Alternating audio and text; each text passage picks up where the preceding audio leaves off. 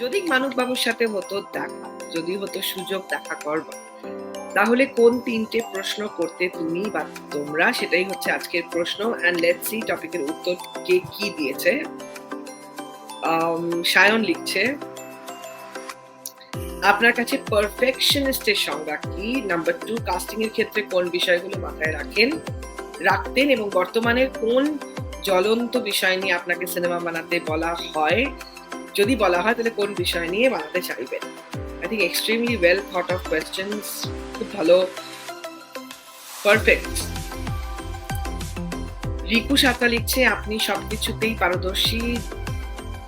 Detective movie ছাড়া কোন জনারের movie করতে চাইতেন? ওকে, 3টে প্রশ্ন। স্বাগতাশীল চন্দ্র, কিভাবে বা কিসের গুণে তিনি সব ক্ষেত্রে সমান পারদর্শী? গল্পের প্লট ও চরিত্র কিভাবে কল্পনা করার মাধ্যমে এত জীবন্ত করে তোলেন? 3 নম্বর, কিভাবে তার সামান্য আশীর্বাদ অর্জন করতে পারেন? বাহ! You're most welcome, Shayon. Very, very well drafted questions.